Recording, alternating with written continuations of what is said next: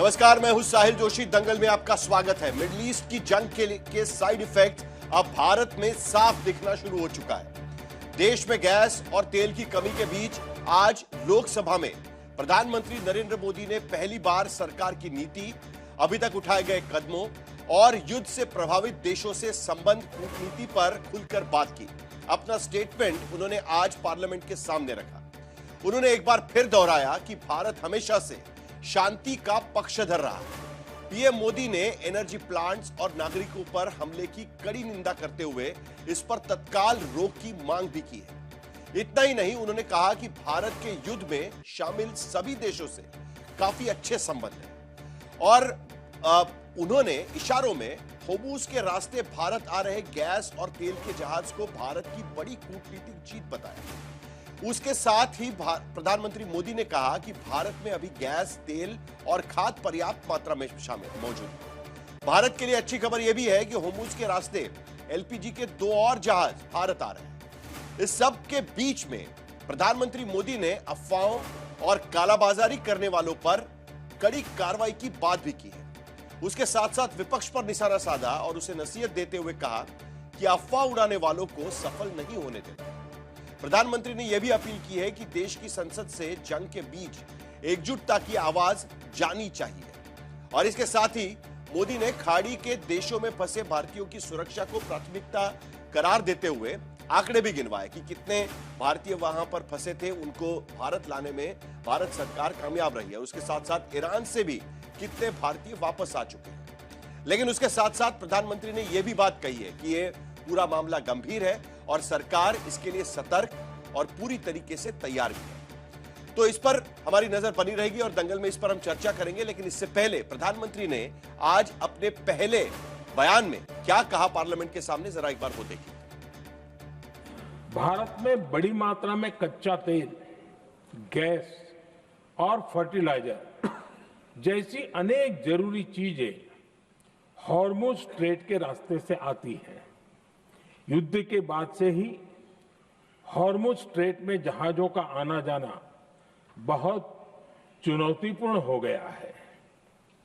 बावजूद इसके हमारी सरकार का ये प्रयास रहा है कि पेट्रोल, डीजल और गैस की सप्लाई बहुत ज्यादा प्रभावित न हो, देश के सामान्य परिवारों को परेशानी भी कम से कम हो, इस पर हमारा फोकस रहा है। हम सभी जानते हैं, देश अपनी जरूरत की 60% एलपीजी आयात करता है।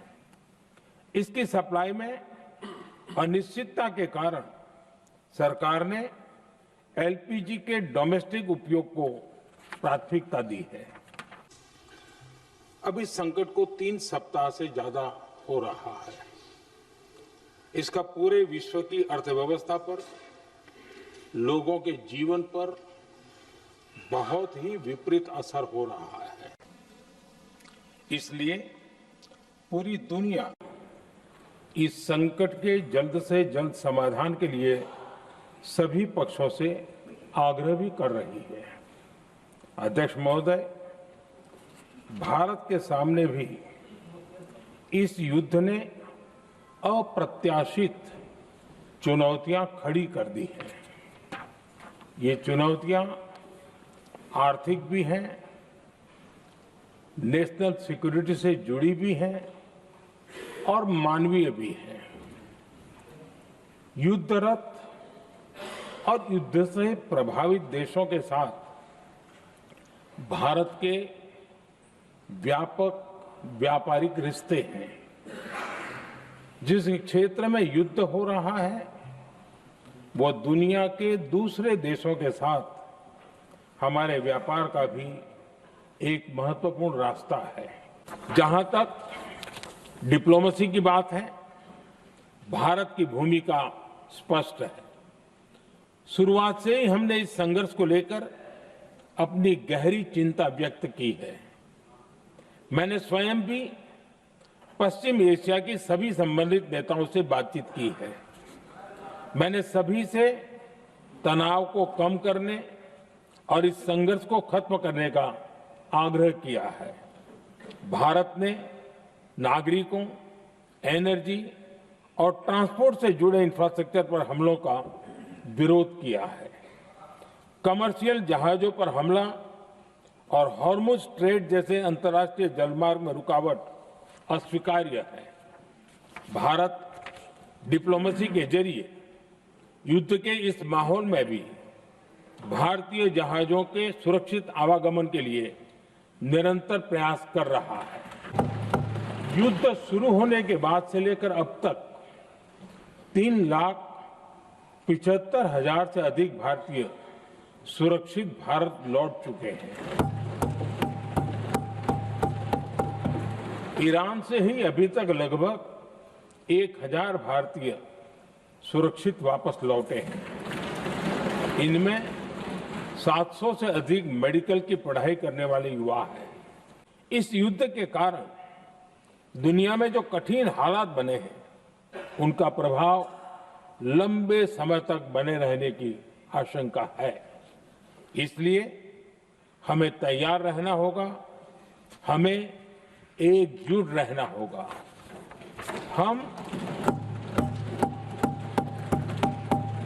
हम कोरोना के समय भी एकजुटता से ऐसी चुनौतियों का सामना कर चुके हैं। अब हमें फिर से उसी तरह तैयार रहने की आवश्यकता है। धीरज के साथ, संयम के साथ, शांत मन से हमें हर चुनौती का मुकाबला करना है और यही हमारी पहचान है, यही हमारी ताकत है। और हां, हमें बहुत सावधान और सतर्क भी रहना है। जब से ये युद्ध शुरू हुआ है, तब से ही प्रभावित देशों में हर भारतीय को जरूरी मदद दी जा रही है। मैंने खुद पश्चिम एशिया के ज्यादातर देशों के राष्ट्राध्यक्षों के साथ 2 राउंड फोन पर बात की है। सभी ने भारतीयों की सुरक्षा का पूरा आश्वासन दिया है। दुर्भाग्य से इस दौरान कुछ लोगों की दुखद मृत्यु हुई है और कुछ घायल हुए हैं। ऐसे मुश्किल हालात में परिवारजनों को आवश्यक मदद दी जा रही है। जो घायल है, उनका बेहतर इलाज सुनिश्चित कराया जा रहा है। उन्होंने ये कहा और देश को अवगत किया है कि परिस्थितियां क्या हैं। कुछ ज़्यादा नई बात नहीं कही है, लेकिन हमने जो नोटिस दिया है डिस्कशन के लिए, वो डिस्कशन होना चाहिए ताकि हम भी जवाब दे पाएं, पूरा सबके पक्ष सामने आए। हमने आपको 15-20 दिन पहले जब ये जंग शुरू हुई, खास तौर पे जंग शुरू होने के बाद हमने कहा साहब निंदा कीजिए, नहीं की, हिम्मत नहीं थी। न साहिब के सामने हिम्मत, न बीबी के सामने हिम्मत। हमने फिर आपको कहा कि आयतुल्लाह खामेनेई की हत्या हुई है साहब, शोक के 2 शब्द बोलिए प्रधानमंत्री के मुंह से। आज तक शोक के 2 शब्द नहीं निकले। फिर दोहराते हैं, मत झुकिए ईरान की तरफ, सीधे तो खड़े रहिए। और अगर सीधे खड़े रहेंगे तो निंदा भी करेंगे, शोक भी व्यक्त करेंगे। इस बीच एक और बड़ी खबर इस वक्त आ रही है। इस पूरे मामले पर चर्चा आगे बढ़ाने से पहले बात करते हैं अमेरिकी राष्ट्रपति डोनाल्ड ट्रंप की, जिनका युद्ध के बीच एक बड़ा बयान और नया बयान सामने आया हुआ है। ट्रंप ने कहा है कि ईरान के पावर प्लांट पर हमले का प्लान 5 दिन टाल दिया गया। इससे पहले उन्होंने धमकी दी थी कि अब पावर प्लांट्स पर हमले करेंगे, ईरान को पूरी तरीके से नेस्तनाबूद करेंगे और इसके लिए पावर प्लांट्स पर हमले अब शुरू करने पड़ेंगे। तो फिलहाल अब डोनाल्ड ट्रंप कह रहे हैं कि कुछ दिन के लिए हमने इस पूरे प्लान को टाल दिया है, यानी अगले 5 दिन अमेरिका ईरान के पावर प्लांट पर हमला नहीं करेगी। इसका मतलब यह नहीं है कि अमेरिका के हमले रुकेंगे, लेकिन पावर प्लांट पे हमले नहीं होंगे। ट्रंप ने यह भी कहा है कि ईरान से पिछले 2 दिन में अच्छी बातचीत हुई है।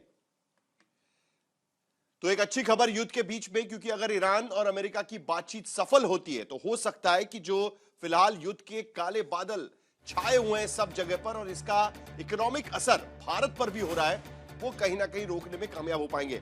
लेकिन प्रधानमंत्री मोदी ने आज पहली बार पार्लियामेंट के सामने इस पूरी स्थिति को लेकर, खाड़ी देश में जो युद्ध चल रहा है, ईरान अमेरिका के बीच में युद्ध चल रहा है, उसको लेकर भारत की स्थिति और भारत की भूमिका पार्लियामेंट के सामने रखने की कोशिश की। उस पर विपक्ष की भी प्रतिक्रियाएं आ रही है। तो प्रधानमंत्री के स्पीच को लेकर हम चर्चा करेंगे। हमारे साथ में डॉक्टर सैयद जफर इस्लाम, भारतीय जनता पार्टी के प्रवक्ता, इस चर्चा में शामिल हो रहे हैं। अलका लांबा कांग्रेस की तरफ से इस चर्चा में शामिल होंगी। आशुतोष पॉलिटिकल एनालिस्ट, अश्विनी महाजन इकोनॉमिस्ट भी इस चर्चा में शामिल होंगे। मेरे सहयोगी हो सकता है कि सिद्धार्थ जराबी भी इस चर्चा में शामिल होंगे। लेकिन बड़ी बात यह है कि आज प्रधानमंत्री ने पहली बार जब सदन के सामने भारत की भूमिका रखी तो उसमें कई सवाल भी खड़े हुए हैं कि ईरान को लेकर आखिरकार भारत सरकार की भूमिका क्या रहेगी।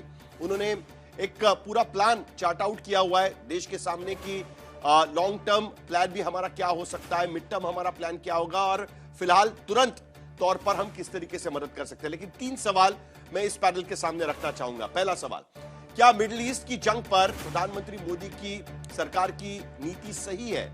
जिस तरीके से प्रधानमंत्री ने आज बयान रखा है उसमें हमारी विदेश नीति को लेकर भी उन्होंने पार्लियामेंट के सामने बात रखी है कि इस पूरे युद्ध को लेकर सरकार की स्थिति क्या है, उनकी नीति क्या है और उन्होंने इस पर क्या बयान दिया हुआ है।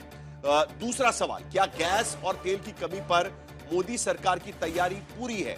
फिलहाल तो सरकार साफ शब्दों में कह रही है कि कोई कमी नहीं है और डाइवर्सिफाई किए गए हैं एनर्जी रिसोर्सेस। 41 जगह से अब हम एनर्जी खरीद रहे हैं, तो जिसके वजह से यह भी पूछा जा रहा है कि मोदी सरकार की तैयारी क्या पूरी है। तीसरा सवाल, क्या स्ट्रेट ऑफ हॉर्मुज से भारत के जहाज निकलना मोदी सरकार की बड़ी कूटनीतिक जीत है? क्योंकि आज प्रधानमंत्री ने कहा कि जो बातचीत हो रही थी इसी के वजह से आखिरकार ये जहाज यहां से निकल पाए और उसी का नतीजा रहा कि 2 और जहाज एलपीजी लेकर भारत के किनारे पहुंचने वाले हैं। तो चर्चा की शुरुआत करेंगे, लेकिन इस बीच ईरान के जंग का असर और अब जो प्रधानमंत्री ने बयान दिया पार्लियामेंट के भीतर, उसके बाद हम देखें तो भारतीय शेयर बाजार पर लगातार उसका असर पड़ता जा रहा है। आज भी शेयर बाजार में मारकाट मची रही। करीब 1800 अंकों की गिरावट के बाद सेंसेक्स 73,000 के नीचे जाकर बंद हुआ है। यह अनप्रेसिडेंटेड है कि पहली बार 1836 अंकों की गिरावट के बाद 72,696 पर सेंसेक्स बंद हुआ है। वही निफ्टी भी 600 अंक लुढ़क कर 22,512 पर जाकर बंद हुआ है, जिसकी वजह से निवेशकों के एक दिन में 12 लाख करोड़ रुपए स्वाह हुए हैं। और इसी से दरअसल शुरुआत करनी पड़ेगी। प्रधानमंत्री आज पार्लियामेंट के भीतर आते हैं और पहली बार सरकार की भूमिका देश के सामने रखी जाती है कि आखिरकार सरकार तेल की कमी को लेकर या गैस की कमी को लेकर क्या करने जा रही है, किस तरीके से हमको तैयार रहना चाहिए। लेकिन उसके बाद मार्केट की गिरावट। साहिल जी धन्यवाद। मैं विस्तार से सब बातें कहूंगा, चूंकि मार्केट में लास्ट में आपने कहा और उससे शुरुआत कर देता हूं कि आज आप देखिए, पहले तो आज फ्यूचर्स देखिए, अभी तो फ्यूचर्स में मार्केट बेतहाशा तेजी से, जितना गिरा था उससे ज्यादा तेज, डबल तेजी से आगे देख रहा, कल खुलेगा मार्केट। दूसरी बात कि आप अगर 23 मार्च 2020 को याद कीजिए, कोविड के समय आज के दिन मार्केट निफ्टी 13.5% गिरी थी। लोग भूल जाते हैं कि 6 साल पहले क्या हुआ था और रिकवरी कितना स्ट्रांग हुई थी, वो भी आपके सामने है। तीसरी बात कि भारत की कूटनीति बेमिसाल रही है। भारत की सरकार ने बेमिसाल जो है रेजिलेंस का जो डेमोन्स्ट्रेट किया है, जिस तरह की प्रिपेयर्डनेस रही, जिस तरह के अलर्टनेस रहा, जिस तरह के सेंसिटिवनेस रही, वो सब दिखा जाता है कि भारत सरकार ने हर तरह से सेंसिटिवनेस दिखाया है। जो जरूरी चीज थी उसको समझा। जैसे आपको मैं कहता हूँ, गैस जो है हमारे जो इकोनॉमिक जो एनर्जी कंजम्पशन का सिर्फ 6.5% होता है। आपकी जानकारी के लिए, हमें उतनी चिंता नहीं होनी चाहिए, इसलिए कि गैस हमारे पास प्रोडक्शन भी बढ़ा दिया गया है और उसके कंजम्पशन का, एनर्जी कंजम्पशन का सिर्फ 6.5% होता है। लेकिन ओवरऑल जो क्रूड का सबसे बड़ा था और वो हमारे भारी मात्रा में अवेलेबिलिटी है, इसलिए हमें उसकी कोई चिंता नहीं है। आज मैं आपको कह सकता हूं कि जो इकोनॉमिक इम्पैक्ट जो है, जो इस क्वार्टर में मार्जिनली, अगर आज जैसे जो युद्ध 32 घंटे 34 घंटे हो गए, एक भी अटैक ना इजराइल से हुआ है, ना यूएस से हुआ है, ना ईरान की तरफ से हुआ है। यही आसार थे, इसलिए कि युद्ध खत्म होने के आसार पे मुझे लगता है आज युद्ध खत्म हो गया है। मैं आपको कह सकता हूं कन्विक्शन से, अगर मैं मार्केट सेंटिमेंट्स को देखता हूं, आज युद्ध शाम में खत्म हो गया है। इसलिए आगे आने वाले दिनों में कोई तरह की तकलीफ नहीं होगी, रेजोल्यूशन हो जाएगा, अंडरस्टैंडिंग हो जाएगी। इसलिए कि कोई भी पावर प्लांट पे अमेरिका न रिस्क ले सकता और न दुनिया की कोई ताकत रिस्क लेगी। इससे इसका इम्पैक्ट सिर्फ इंडिया को, लेकिन अमेरिका ने ये थोड़ी कहा है कि हम युद्ध खत्म कर रहे हैं। नहीं, वो तो सिर्फ इतना कह रहे हैं कि पावर प्लांट पर हमला नहीं करेंगे। मैं ऐसा कह रहा हूं, कह रहे हैं कि ट्रंप तो कल धमकी दे रहे थे कि अब ऐसे ही चलता रहा तो हमको पावर प्लांट पे भी हमले करने पड़ेंगे। वो धमकी इसके दे रहे थे कि स्टेट ऑफ हॉर्मुज खोल दीजिए वरना तो हम पावर प्लांट पे हमले कर देंगे। फिलहाल 5 दिन के लिए टाल दिया है। सुनिए साहिल, आपको याद होगा डोनाल्ड ट्रंप पर भरोसा नहीं कर सकते, आप ही की पार्टी की लाइन थी। सुनिए, मैं कह रहा हूं साहिल जी, आप डोनाल्ड ट्रंप पे भरोसा मत कीजिए, लेकिन जो हकीकत पे तो भरोसा करेंगे ना। मैंने कहा 34 घंटे में कोई भी अटैक नहीं हुआ है, किसी तरफ से भी नहीं। ये अपने आप में संकेत है कि युद्ध खत्म, विराम हो गया है। और अगर इसके बारे में मैं कह सकता हूं कि आज अगर यहाँ युद्ध खत्म हो गया तो इस क्वार्टर में मार्जिनल इंपैक्ट हमारे जीडीपी में पड़ेगा। ओवरऑल हमें कोई ज्यादा हमको नुकसान नहीं होगा। 3-4 अहम बातें कहता चाहता हूँ साहिल जी। देखिए, जो कंसर्न हमारे लिए क्या होना चाहिए, जो है, जैसे मैंने कहा, क्रूड गैस का उतना बड़ा कंसर्न नहीं है, इसलिए गैस हमारा कंजम्पशन का बहुत छोटा पार्ट है। क्रूड के लिए हमारे भारी मात्रा में है। दूसरी चीज जो है वो यूरिया की है, या इसलिए कि हमारे एग्रीकल्चर सेक्टर में यूरिया के लिए, उसके लिए भी आदरणीय प्रधानमंत्री जी ने पूरे सदन के सामने कहा कि ये भी सोल्यूशन, रेजोल्यूशन उसका भी सामने है।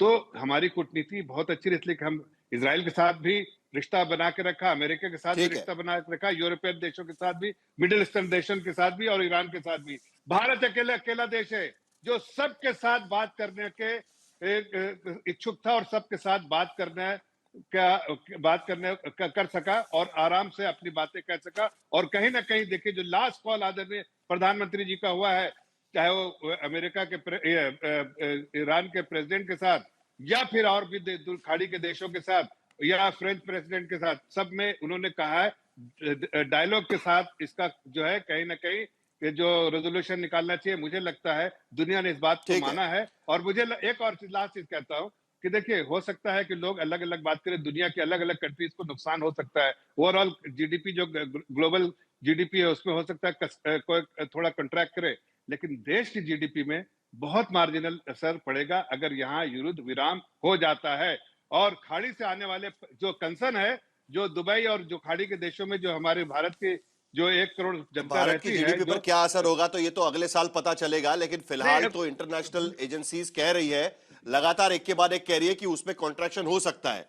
जो अब तक 7% के ऊपर, जो आपका जो 7% के ऊपर आपने जो दावा किया था, वो फिलहाल 6.5% तक लाकर रख दिया है। उस पर हम चर्चा करेंगे। लेकिन अलका लांबा जी, कुल मिलाकर प्रधानमंत्री का आज नहीं, जफर इस्लाम जी, आपके पास आता हूं, जरा विपक्ष को भी पूछने दीजिए ना। अभी आपने बोल दिया, प्रधानमंत्री का भी पूरा स्पीच हो चुका है। नहीं, आता हूं ना आपके पास, आता हूं आपके पास। अलका लांबा जी, कुल मिलाकर अगर हम देखें तो प्रधानमंत्री ने 3 चीजें साफ शब्दों में कही है। अलका लांबा जी, 3 चीजें साफ शब्दों में कही है। पहली बात, उन्होंने कहा है कि किसी भी तरीके से ईंधन की कमी नहीं होगी, नंबर 1 उन्होंने कहा है। दूसरा, उनका कहना है कि कूटनीति के मामले में हमारी कूटनीति साफ है, हमारी विदेश नीति साफ है, हम नहीं चाहते कि यह जंग हो। और उसके साथ साथ जिस तरीके की नीति हमने अपनाई, उसी के वजह से जो भी जहाज हमारे स्टेट ऑफ हॉर्मुज से आए हुए, वो उसी के वजह से आए हुए हैं।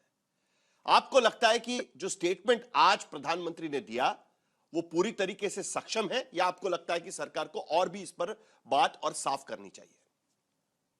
बिल्कुल, मुझे महसूस होता है यहाँ पर, जैसे प्रियंका गांधी जी ने कहा कि चर्चा के लिए संसद खोल देनी चाहिए। प्रधानमंत्री जी अपनी बात कह के मत भागे, चर्चा करें, सर्वदलीय बैठक हो और पूरी तरह विश्वास में ले, क्योंकि हमें विश्वास नहीं है जो प्रधानमंत्री कह रहे हैं उनकी बातों पर। मैं भाजपा के प्रवक्ता को सुन रही थी, बड़े आत्मविश्वास के साथ कह रहे 24 घंटे में कुछ नहीं हुआ, युद्ध खत्म हो गया है, सीज फायर की घोषणा इन्होंने कर दी। और जब पाकिस्तान से हम लड़ रहे थे, हमारे यहाँ सीज फायर हो गया, इसकी घोषणा देश के प्रधानमंत्री ने नहीं, अमेरिका के डोनाल्ड ट्रंप करते हैं। क्या मजाक है? हमारे यहाँ पर क्या हुआ, उसका सीज फायर अमेरिका में, आपको इतनी समझ तो नहीं थी। मैंने कहा संकेत है, और अपना जो है इजराइल का सीज फायर की घोषणा ये कर रहे हैं। अब मैं आती हूँ की जो बात कर रहे कूटनीति, प्रधानमंत्री ने भारत को फेल कर दिया इस कूटनीति में, भारत की कूटनीति को फेल कर दिया जब इजराइल ने, अमेरिका ने ईरान पर हमला किया और उनके बड़े नेता आयतुल्लाह खमेनी की मौत हो जाती है। एक भी शोक प्रस्ताव, एक भी मुंह से जबान से कुछ संवेदनाओं के ना निकलने का खामियाजा आज उठाना पड़ रहा है, क्योंकि देश के प्रधानमंत्री पूरी तरह से इजराइल और अमेरिका अमेरिका की तरफ झुके हुए दिखे। उन्हें सीधे खड़े रहना चाहिए था और उन्हें तुरंत उनके बड़े नेता की जो मौत हमले में हुई उसकी निंदा करनी चाहिए थी। उस हमले में जहां मासूम स्कूल के बच्चे शहीद हो गए उनकी निंदा करनी चाहिए थी। पर प्रधानमंत्री 7 दिन तक मौन रहते, कुछ बोलते नहीं। ये प्रधानमंत्री आप कह रहे हैं कि ईंधन की कमी नहीं होगी। हरदीप पुरी मंत्री ने ही विश्वास दिलाया था कि 74 दिन का तेल गैस है, कोई कमी नहीं होगी। ये कहने की देर थी कि 60 रुपए एलपीजी के दाम बढ़ जाते हैं और आज हाहाकार है। 5,000 रुपए में एलपीजी ब्लैक हो रहा है। ये आपदा में वसूली का अवसर खोजने वाली सरकार है। 60 रुपए एलपीजी पे बढ़ा दीजिए, 22 रुपए इंडस्ट्रियल डीजल पे बढ़ा दिए, प्रीमियम पेट्रोल पर 2 रुपए। वसूली की आपदा में वसूली का अवसर ये भी खोज रहे हैं। इनकी सरकार है 19 राज्यों में, 19 राज्यों में इनकी सरकार है। प्रधानमंत्री कह रहे मॉनिटरिंग हो रही है काले बाजार की। मॉनिटरिंग क्यों, कार्रवाई क्यों नहीं हो रही, सजाएं क्यों नहीं हो रही? क्योंकि आप ही के राज्यों में आपकी सरकार इस काला बाजारी को करके 5,000 ब्लैक में 14 किलो का सिलेंडर जिसे अब आप 10 किलो का करने वाले हैं वो होना जा रहा है। तो इस सरकार की कूटनीति ने पूरे देश को आज जो है वहां खड़ा ला दिया है जहां पर हमें कभी उम्मीद नहीं थी। और यहां से निकलने के लिए प्रधानमंत्री खुद मैं जवाब दूंगा 10 सेकंड। और इस बीच खबर आ रही है जो ट्रंप के बयान के बाद, दरअसल क्योंकि थोड़ी देर पहले हमने देखा कि डोनाल्ड ट्रंप कह रहे हैं कि अब पावर प्लांट्स पर हमले नहीं होंगे अगले 5 दिन तक। उसके बाद एक बार फिर अंतरराष्ट्रीय शेयर बाजारों में उछाल आता हुआ नजर आ रहा है। गिफ्ट निफ्टी में 800 अंकों की बढ़ोतरी आप इस वक्त दिखाई दे रही है। डाउ जोन्स में भी 1000 अंकों की बढ़ोतरी इसमें दिखाई दी थी। कच्चे तेल की कीमत 11% तक गिर चुकी है। कुल मिलाकर अमेरिकी राष्ट्रपति डोनाल्ड ट्रंप के इस बयान के बाद कहीं ना कहीं दुनिया में एक उम्मीद जगी है। हो सकता है कि इस युद्ध क्या कोई सॉल्यूशन निकल सकता है, क्योंकि डोनाल्ड ट्रंप ये भी कह रहे थे कि ईरान के साथ अच्छी बातचीत हुई है। ट्रंप के बयान के बाद दुनिया के बाजार में उछाल यहां पर साफ नजर आ रहा है।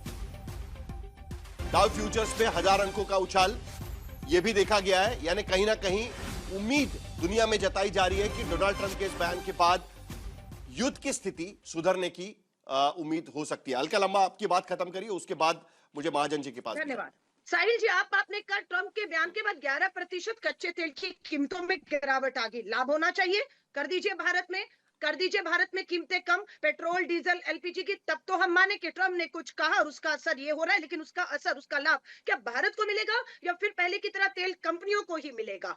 और कूटनीति की आप बात कर रहे हैं, रूस से तेल नहीं खरीदेंगे, रूस से तेल खरीद लीजिए, 1 महीने की छूट दे दी। ये गुलामी की जो प्रवृत्ति प्रधानमंत्री जी में अमेरिका के लिए आ चुकी है उसे खत्म करना होगा। आज श्रीलंका हिम्मत करता है, अमेरिका को कहता है हम अपने बेस नहीं अब आपको देंगे ईरान पर हमला करने के लिए, और हमारे प्रधानमंत्री जी चुप रहे, जिसका खामियाजा आज हमें उठाना पड़ रहा है। और आज ट्रंप की गुलामी का ही है। नहीं, लेकिन उसके साथ साथ प्रधानमंत्री ये भी कह रहे हैं, अलका लांबा जी, प्रधानमंत्री ये भी कह रहे हैं कि इस बार एकजुटता की जरूरत है, क्योंकि स्थिति कोविड जैसी भी हो सकती है। एकजुटता की जरूरत है। तो क्या विपक्ष की तरफ से ये वादा किया जाएगा कि कम से कम इन साहिल जी, प्रधानमंत्री जी को कहिए 5 राज्यों के चुनावों को एक तरफ रख दें और देश में आई इस आपदा को एक तरफ एक नजर से देखते हुए विपक्ष को साथ ले। लेकिन देश के प्रधानमंत्री अपनी बात को कहकर सदन से भाग लिए। विपक्ष को साथ लेना है, सबको साथ लेना है, बिल्कुल साथ होना चाहिए। हम खड़े भी हैं साथ लेने के, उनके आने के लिए और देश के लिए। लेकिन देश के प्रधानमंत्री अपनी बात करके 5 चुनावी राज्यों में चले गए और वहां पर विपक्ष पे निशाना साधेंगे, राजनीतिक रोटियां सेकेंगे और पूरा देश महंगाई एलपीजी की लाइनों में लगा हुआ दम तोड़ेगा। खाद की लाइन में लोगों को दम तोड़ते हुए देखा, ऑक्सीजन की लाइन में दम तोड़ते हुए देखा, नोट जफर इस्लाम जी, एटीएम के बाद विपक्ष को लगता है कि प्रधानमंत्री पार्लियामेंट के भीतर तो कहते हैं कि एकजुटता होनी चाहिए, लेकिन अब 5 राज्यों में चुनाव होगा, उस पर विपक्ष, उधर जाकर विपक्ष पर निशाना साधा जाएगा। दूसरी तरफ विपक्ष की यह भी मांग है कि सिर्फ बयान से बात नहीं चलेगी, चर्चा भी होनी चाहिए। देखिए, वो तो सदन के इस पे डिस्कस करेंगे, जो कमिटी है उस पर डिस्कस करेंगे, जो और क्या चर्चा होनी चाहिए, क्या नहीं चर्चा करना चाहिए, वो करेंगे डिस्कस। उस पर मैं टीका टिप्पणी नहीं करूंगा, बिजनेस एडवाइजरी कमेटी डिस्कस करेगी। लेकिन मैं इस पे कहना चाहता हूं कि देखिए, मैंने अलका लांबा जी तोड़ मोड़ के मत बताया कीजिए, मैंने कोई डिक्लेयर नहीं किया, लेकिन मैंने कहा जो संकेत है, इंडिकेशन समझती है, संकेत का मतलब इंडिकेशन होता है। अगर अंग्रेजी बोलते नहीं, सुनिए, 1 मिनट सुन लीजिए, सुनिए, मैंने कहा कि 34 घंटे में, अरे भाई आप बीच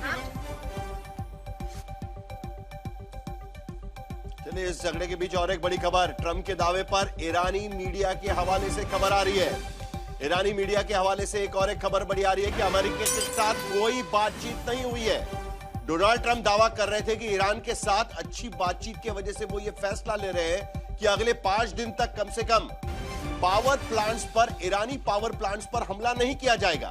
दूसरी तरफ ईरानी मीडिया के जरिए यह बयान दिया गया है कि अमेरिका से कोई भी बातचीत ईरान की नहीं हो रही है।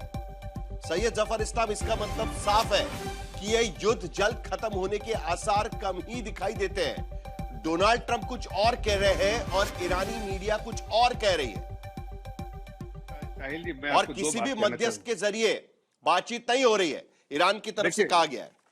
देखिए, मैं समझता हूं कि दोनों पार्टी इस ऐसे युद्ध में अपने आप को विनिंग पोजीशन में दिखाना चाहते हैं, लेकिन जिस तरह की गंभीर स्थिति और उसमें जब इस तरह के अटैक रुक जाते हैं 34-35 घंटे तक, तो ये कहीं ना कहीं इस बात के संकेत देते हैं दुनिया को कि इस युद्ध विराम की तरफ बढ़ रहे हैं। ऐसा मैंने कहा था और फिर मैं इसको दोहरा रहा हूं। ट्रंप के इस ट्वीट से दुनिया में एक पॉजिटिविटी आई है, जाहिर है, इसीलिए उछाल भी मार्केट में भी उछाल आया। आपने फ्यूचर्स का डिस्कस किया, डाउ फ्यूचर्स या इन लोकल लेकिन और ऑयल प्राइसेस जो है, वो 15% जो है नीचे आ गए।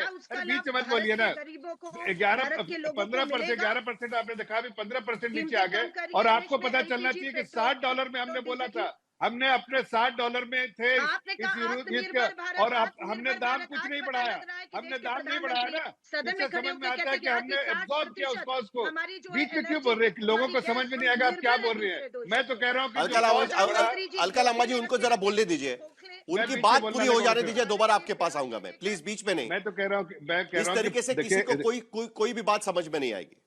मैं कह रहा हूँ गिरावट, जो तेल के दामों में गिरावट आई, 15% तक कभी गिरावट आई ब्रेंट में, लेकिन जो बढ़ा था 60, आपने देखे जो बजटरी जो इसमें कंसिडरेशन होता है 65-70 का एवरेज लेते हैं। आज अगर 100 के ऊपर जाता है तो ठीक है, उसका आपको पास ऑन तो नहीं किया ना, कोई तेल का दाम तो नहीं बढ़ाया, सर गवर्नमेंट ने ऑब्जर्व किया। और उसके बावजूद भी कि तेल का दाम बढ़ा रहा है, हमने देश के लोगों के लिए मुहैया करके रखा है। और लेकिन आगे आने वाले दिन जफर इस्लाम जी, जफर इस्लाम जी, एक मिनट, अलका लांबा एक मिनट, जफर इस्लाम एक मिनट, एक मिनट। अगर आपने प्रधानमंत्री का स्टेटमेंट सुना होगा, आशुतोष, अगर आपने भी प्रधानमंत्री का स्टेटमेंट सुना होगा, सबसे गंभीर बात इस पूरे स्टेटमेंट को लेकर यह रही कि जब प्रधानमंत्री ने अपना बयान पूरा करते समय अंतिम में उन्होंने एक बात कही थी कि युद्ध के कारण जो कठिन हालात बने हैं उनका प्रभाव लंबे समय तक बने रहने की आशंका है और इसीलिए तैयार रहना पड़ेगा। कोविड के समय पे जो स्थिति थी उसी तरीके से हमें तैयार होना पड़ेगा। यह एक तरीके से फ्यूचरिस्टिक उन्होंने बताया हुआ है कि बहुत स्थिति गंभीर हो सकती है, लेकिन दूसरी तरफ अफवाह की भी बात की जा रही है और उसके साथ साथ यह भी कहा जा रहा है कि किसी भी तरीके से गलत बातें नहीं होगी बाहर। देखिए साहिल, मैं आपके दर्शकों को बता दूं कि लगातार हमले जारी हैं और F-15 जो अमेरिका का है उसको मार गिराने का दावा कुवैत पे किया है। साथ ही यह भी कहा गया है कि 76 वेव ऑफ अटैक ईरान की तरफ से, ये तेहरान का लगातार दावा है। दुबई या रास अल खमिया पे भी लगातार हमले हो रहे हैं इस वक्त। तो ये कहना कि पिछले 36 घंटे में वहां कोई हमला नहीं हुआ, सब कुछ रुक गया, ये तथ्यात्मक तौर पर सही नहीं है। दूसरी बात देखिए, जो मैं बार बार शुरू से कहता जा रहा हूं कि हमें एक इंप्रेशन ये दिया जा रहा है देश के कि देखिए सरकार पूरी तरीके से तैयार थी। मानता हूं सरकार काफी हद तक तैयार हो सकती है, लेकिन मैं जो बार बार कहता हूं, ये आपदा में अवसर की जो बात की जाती है, ये दरअसल एक खोखला नारा है और यही भारत की सबसे बड़ी कमजोरी दिखाई पड़ रही है। मैं आपको ministry of commerce and industry के कुछ डेटा आपके सामने रखना चाहता हूं। हमारी जो क्रूड ऑयल को लेकर जो इंडिपेंडेंस की बात जो की जा रही है, क्रूड ऑयल पिछले 6 महीने में लगातार श्रिंक किया है। फरवरी के महीने में -5.2% क्रूड ऑयल श्रिंक करा, यानी प्रोडक्शन घट रहा है उसका। नेचुरल गैस का जो प्रोडक्शन है लगातार 20वें महीने में श्रिंक कर रहा है, यानी प्रोडक्शन घट रहा, बढ़ नहीं रहा, घट रहा। रिफाइनरी प्रोडक्ट जो है वो 11 में से 6 महीने में वो लगातार घट रहा है। जो फर्टिलाइजर है उसमें भी जो है वो स्लो डाउन दिखाई पड़ रहा है 3.4% का। अब ये बताइए कि हमको बार बार इंप्रेशन देने की कोशिश की जा रही है। तो ministry of commerce and industry का डेटा है जो शनिवार को आया है, वो कह रहा है कि हमारा क्रूड ऑयल का प्रोडक्शन घट रहा है, हमारा नेचुरल गैस का प्रोडक्शन घट रहा है, हमारा रिफाइनरी प्रोडक्ट घट रहा है, और सरकार इंप्रेशन दे रही सब चंगा सी। तो सरकार को अपने ही डेटा को देख लेना चाहिए एक बार या तो जो सरकार ने जो डेटा दिया वो गलत है, या जो हमको इंप्रेशन देने की कोशिश की जा रही, देश को इंप्रेशन देने की कोशिश की जा रही, वो गलत है। तो जो मैं कहना चाहता हूं कि बहुत अच्छा है कि सरकार सजग है, कोशिश कर रही है, लेकिन ये जो आपदा में अवसर खोजने की बात है, अगर एंटिसिपेट करके हम पिछले 12 सालों में अगर हमने अपने आप को पूरी तरीके से प्रोडक्शन को बढ़ाया होता तो आज ये स्थिति नहीं पैदा होती। आज खुलेआम मार्केट नहीं, लेकिन आज तो प्रधानमंत्री का दावा है ना आशुतोष, आज प्रधानमंत्री का दावा है 6 यूरिया प्लांट्स बढ़ा दिए गए, जो रिफाइनरी की कैपेसिटी है वो भी बढ़ा दी गई, उसको लेकर भी प्रधानमंत्री ने दावा किया हुआ है। उसके साथ साथ ये भी कहा गया है कि एनर्जी कंजम्पशन के लिए हमने रिन्यूएबल एनर्जी भी किस तरीके से उसका जो कंजम्पशन है वो बढ़ा दिया है, उसका प्रोडक्शन किस तरीके से हमने बढ़ा दिया है, यह भी दावा प्रधानमंत्री की तरफ से किया गया है। तो सरकार का कहना है कि 10 साल में हम ये बढ़ा रहे हैं, लेकिन दूसरी तरफ चिंता की बात भी आज प्रधानमंत्री के स्पीच में साफ नजर आई है। उन्होंने कहा है कि आगे जाकर चिंता हमें करनी पड़ सकती है उस बात को लेकर। नहीं साहिल, मैं अंग्रेजी में पढ़ देता हूं, क्योंकि जो ministry of commerce and industry का है, जो फर्टिलाइजर को लेकर, सिर्फ खाद को लेकर मैं बात कर देता हूं। The growth in fertilizer slowed in 5 month low of 3.4%, यानी पिछले 5 महीने का सबसे कम 3.4%। तो और जो तो मैंने आपको बता ही दिया ऑलरेडी कि क्रूड ऑयल का क्या हाल है, क्या उनको प्रोडक्शन बजाय बढ़ने के घट रहा है। तो इसका क्या मतलब, हम बार बार आत्मनिर्भरता की बात करते हैं, वोकल फॉर लोकल की बात करते हैं, और यहां दिखाई कुछ और पड़ रहा है। और ये डेटा मैं आपको ये डेटा सैयद जफर इस्लाम इसका जवाब देंगे, देखिए सैयद जफर इस्लाम इसका जवाब देंगे, लेकिन आशुतोष जरा जल्दी से आपकी प्रतिक्रिया इस बात पर चाहिए। आज जो प्रधानमंत्री का स्टेटमेंट पार्लियामेंट के भीतर उन्होंने दिया, क्या आपको लगता है कि वो स्टेटमेंट काफी है? देश के सामने उन्होंने एक स्थिति रखने की कोशिश की है जिसमें वो साफ शब्दों में मान रहे हैं कि जो खाड़ी देश में स्थिति पैदा हुई है उसका असर अर्थव्यवस्थाओं पर होगा और हमें उसके लिए तैयार होना चाहिए। ये बात उन्होंने कही है। पूरे स्टेटमेंट को लेकर आपको क्या लगता है वो बताइए, उसके बाद जफर इस्लाम जवाब देंगे। देखिए ये अच्छी बात है कि प्रधानमंत्री ने कम से कम पार्लियामेंट को कॉन्फिडेंस में लेने की कोशिश की है, अच्छी बात है। ये देश के प्रधानमंत्री को इस वक्त जो आर्थिक संकट होने जा रहा है, जो ऑयल संकट होने जा रहा है, उस पर बताना ये उनकी जिम्मेदारी भी है और उनका कर्तव्य भी है प्रधानमंत्री होने के नाते, क्योंकि वो देश के नेता हैं। और अगर वो भरोसा दे रहे हैं कि हम इसको ठीक करने की कोशिश करेंगे तो अच्छी बात है। लेकिन मेरा यह कहना यह कि जिस तरीके से सीसीएस की मीटिंग 3 हफ्ते बाद आप कर रहे हैं, वो सीसीएस की मीटिंग पहले दिन क्यों नहीं, दूसरे दिन क्यों नहीं, तीसरे दिन क्यों नहीं हुई, उस वक्त रिव्यू क्यों नहीं किया गया? ये जो अब जो करने की कोशिश की जा रही है, और मैं तो आपको खुलेआम बता रहा हूं, आप अपने घर के किसी भी आदमी से पूछ लीजिए, जबरदस्त तरीके से कालाबाजारी एलपीजी की हो रही है। कोई भी सिलेंडर 3000 से 5000 कम में मिल ही नहीं रहा, आप कहीं भी बुक करिए आपके नाम पे बुक नहीं हो रही। तो ये जो स्थिति है इस पर कुल मिलाकर सैयद जफर इस्लाम आशुतोष कहने की कोशिश कर रहे हैं, जब पार्लियामेंट का सेशन शुरू हुआ था, 24 दिन से ये युद्ध चल रहा है, तब तो आपका सत्ताधारी पार्टी का यह मानना था कि अध्यक्ष पर बातचीत होनी चाहिए क्योंकि उनके खिलाफ अविश्वास का प्रस्ताव लाया गया था। उसकी जगह पर तेल के इस पूरे संकट को लेकर चर्चा कर लेते। काफी देरी से स्टेटमेंट आया है, आशुतोष का कहना यह है। करीब नहीं, बिल्कुल नहीं। हम सरकार ने बार बार इंडिकेशन दिया है, बार बार इवन सदन के पटल पे भी एनर्जी मिनिस्टर हरदीप पुरी जी ने बताया है, बार बार कम्युनिकेशन हुआ है सरकार की तरफ से, बैठकें हुई है और ये लोग जग जाहिर है कि सरकार ने बताया कि 74 दिन की तेल मुहैया है और किसी तरह का भी कंसर्न नहीं है, पर्याप्त मात्रा में है, सप्लाई होता रहेगा, कोई चिंता की बात नहीं। प्राथमिकता जो है हाउस होल्ड को दिया जाएगा और घर पे सब जो है सिलेंडर पहुंचता रहे, इसकी जिम्मेदारी सरकार ने दी और उसके बारे में जो है पूरे देश को आगाह भी किया है। लेकिन जो बात कह रहे थे अभी जो कह रहे थे आशुतोष भाई को, जो पुराने आंकड़े जो है आज के रेलेवेंस में जरूरी नहीं है, इसलिए रेलेवेंट नहीं है आज के दिन के हिसाब से, इसलिए कि ये आंकड़े जो है, ये आंकड़े आपको जब हमने प्रोडक्शन बढ़ाया है अभी इस हालात को देखते हुए, ये आगे आके आपको आंकड़े मिलेंगे कि हाँ हमारा प्रोडक्शन सब जगह बढ़ा है, लेकिन आप पुराने बैक टेस्टिंग कीजिएगा तो थोड़ी आपको पता चलेगा। पुराने तीसरी चीज मैं आपको बताना चाहता हूँ कि देखिए प्रिपेयर्डनेस, सरकार की प्रिपेयर्डनेस है पूरे तौर से, इसके बारे में जनता को आगाह किया गया और मुझे लगता है कि इस वक्त संवेदनशील होना चाहिए, रिस्पॉन्सिबल अपोजिशन को होना चाहिए। फिर भी दो चीजें साथ में नहीं जाती है ना, एक तरफ गहरी चिंता भी है और दूसरी तरफ अफवाह भी नहीं फैलानी चाहिए। या नहीं, अफवाह वाला देखिए, मामला क्या है? आशुतोष जल्दी से आपका जवाब, उसके बाद अश्विनी महाजन भी बात नहीं करेंगे। चलिए। नहीं, अफवाह के साहिब, बाद में देखिए ऐसे बात अफवाह तो हरदीप पुरी जी फैला रहे हैं कि सब मैं कुछ जफर ठीक है। जफर साहब की दाद देता हूं कि वो एक ऐसी चीज को डिफेंड करने की कोशिश कर रहे हैं जो वो डिफेंड ही नहीं कर सकते। मैं तो ministry of commerce and industry के डेटा को सामने कोट कर रहा हूं। लगातार छठे महीने आपका क्रूड ऑयल का प्रोडक्शन सिंक कर रहा है, नेचुरल गैस का प्रोडक्शन लगातार 20वें मैं महीने कह सिंक रहा कर रहा है। पुराने डेटा है, आगे आप का तैयार, आज अरे भाई का जो आपकी बढ़ाया तैयारी है, नहीं है, रिफाइन यही तो मैं कह रहा हूं। अरे भाई, तो जफर साहब यही तो मैं वॉर कह की रहा हूं। तैयारी क्या थी आपकी जो हमने सरकार की तैयारी ही नहीं थी। आपके सैयार बार बार स्ट्रेटेजिक आत्मनिर्भरता की बात करती है। स्ट्रेटेजिक रिजर्व क्या है? नहीं स्ट्रेटेजिक नहीं नहीं रिजर्व नहीं, क्या है?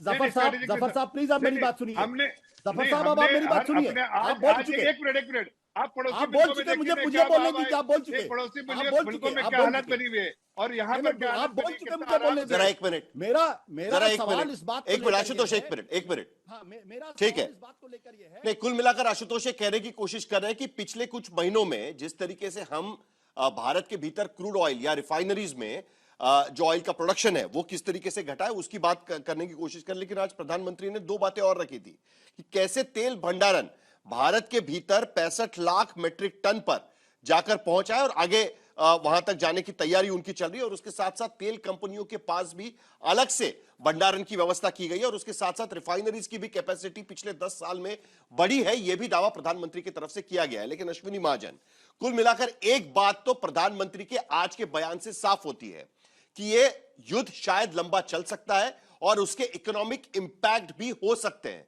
और भारत के ऊपर भी हो सकते हैं। कोविड के वक्त में जिस तरीके की स्थिति थी उसके लिए तैयार रहने के लिए भी प्रधानमंत्री कहीं ना कहीं कहने की कोशिश कर रहे हैं। आपको लगता है कि इस इकोनॉमिक इंपैक्ट को सहने की तैयारी भारत के भीतर है या अलग तरीके से भारत को इस बार इस पूरे मामले को देखना होगा? देखिए, जिस प्रकार से प्रधानमंत्री जी ने कहा है, ऐसा लग रहा है कि प्रधानमंत्री जी को चिंता तो जरूर है, लेकिन इसके साथ ही साथ पूरी तैयारी भी। जहां तक तेल भंडारों की बात है वो आपने कहा ही, लेकिन इसके साथ ही साथ दूसरे देशों के साथ हम अपना डाइवर्सिफाई भी करने का प्रयास कर रहे हैं। वो भी एक बेहतर बात है जो करना ही चाहिए था। मुझे लगता है कि आज ये भी एक वक्त आ गया है कि हम एकजुट दिखाई दें दुनिया के लिए भी, और उसमें दोनों पक्षों का रोल रहेगा, विपक्ष का भी रहेगा और सत्ताधारी पार्टी का भी रहेगा। सब मिल करके इस चिंता से अपने देश को मुक्त कराएं। हमने कोविड के दौरान भी एक बहुत अच्छा माहौल खड़ा किया था और हमने कोविड से जो हमारा निजात पाया और जिस प्रकार से भारत ने अपनी वैक्सीन बनाई, अपने आधार पर, सेल्फ रिलायंस के आधार पर हम आगे बढ़े। आज भी उसी प्रकार का एक वक्त आ गया है। मुझे ऐसा लगता है कि युद्ध लंबा खींचे या जल्दी बंद हो जाए, इसमें दोनों प्रकार की संभावनाएं हो सकती हैं। लेकिन ऐसे माहौल बन रहा है जिस प्रकार से अमेरिका भी बहुत भारी मात्रा में चिंता में है और बाकी मुल्क भी प्रेशर तो बना ही रहे हैं और अमेरिका पर उसके साथी सहयोगी जो देश हैं उनका भी दबाव है। एक अवसर लग रहा है जो मार्केट्स भी रिफ्लेक्ट कर रही हैं। तो ऐसा लगता है, लेकिन हमें एक बात पक्का है कि भारत ने, यहाँ पर मुझे आप रोकिएगा नहीं, लेकिन भारत ने जिस प्रकार से पूरे दुनिया में एक जैसा रिलेशन बनाया है, हमारे रिलेशन इजराइल के साथ भी हैं, अमेरिका के साथ भी हैं, मिडिल ईस्ट के साथ भी हैं और ईरान भी हमें रास्ता दे रहा है। ये एक वास्तव में एक अभिनंदनीय बात है और मुझे लगता है कि इस विषय को और बेहतर तरीके से सभी पक्ष मिलकर के पूरा देश एक देश के रूप में दिखाई दे, यह आज की जरूरत है। ठीक है, कोशिश तो यही होनी चाहिए, लेकिन आज की स्थिति में कहीं ना कहीं विपक्ष की मांग अलका लांबा लगातार यही चल रही है कि इस पूरे मामले को लेकर पार्लियामेंट के भीतर चर्चा होना जरूरी है। किन मुद्दों पर विपक्ष चर्चा करना चाहता है? कौन से ऐसे मुद्दे हैं जो आपको लगता है कि प्रधानमंत्री के स्टेटमेंट के बावजूद भी सरकार की तरफ से आपको चर्चा में लाने पड़ेंगे? बिल्कुल साहिल जी, लोकतंत्र है ना, इसलिए चर्चा होती है। तानाशाही होती है तो एक तरफ बात होती है। आपने कहा, प्रधानमंत्री जी ने बयान दिया 27 देशों से हम आयात करते थे, अब कितने देशों से करेंगे 41 देशों से आयात होगा, यानी कि 14 देशों से और अधिक आयात होगा। तो ये तो वैश्विक समस्या हुई ना, पूरे विश्व पे ये संकट आया, ये युद्ध का और तेल का। तो क्या यकीन है जो 27 देश में पहले दे रहे थे वो पहले ही की तरह हमें अभी भी देंगे? उनको जरूरत नहीं पड़ेगी इस सब क्राइसिस में। और जो और हमारे 14 देश जुड़े हैं, वो कौन से देश जुड़े हैं? क्या उनको अब ये सारे संकट में उनको अपनी जरूरत है या वो हमें देंगे?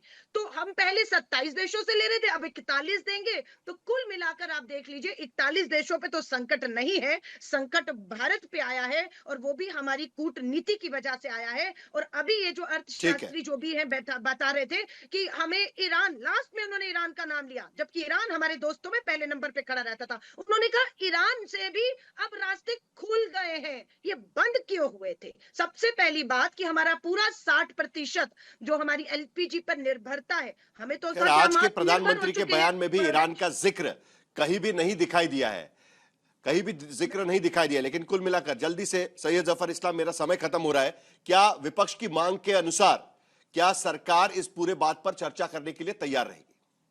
देखिए, सरकार तो हर चीज पे चर्चा करती है, और ये अगर इनकी डिमांड है तो ये बिजनेस एडवाइजरी कमेटी में जाके चर्चा करके एक मीटिंग ऑफ माइंड्स होके और इसको सदन के पटल पे जो भी वहां पर डिसीजन हो उसको सदन के पटल पे डिस्कस करे। इसलिए सरकार संवेदनशील सरकार है, जनता के लिए सरकार है, सुनती है और सबको साथ लेके चलती है। लेकिन एक बात कहूंगा, जो बार बार आप जिस बात को दोहरा रहे हैं साहिल जी, कि इकोनॉमिक इम्पैक्ट होगा कि नहीं, मैंने कहा है इकोनॉमिक इम्पैक्ट क्यों, हर ऐसे सिचुएशन में हर देश को इकोनॉमिक इम्पैक्ट होता है, लेकिन भारत जिस तरह से अपने आप को प्रिपेयर्डनेस, भारत की प्रिपेयर्डनेस है सबसे कम होगा। और जिस तरह से भारत देखना तो वही है, और इसीलिए कहीं ना कहीं पार्लियामेंट के भीतर चर्चा होना जरूरी है कि नहीं है, इसको सरकार को तय करना है। विपक्ष की मांग जरूर इस बात को लेकर है कि एक लार्जर इकोनॉमिक इंपैक्ट को लेकर सदन के भीतर चर्चा होना जरूरी है। सरकार इस पर चर्चा करती है कि नहीं करती है? प्रधानमंत्री के आज के बयान के बाद भी चर्चा करने के लिए सरकार राजी होती है या नहीं होती, उस पर नजर रखनी होगी।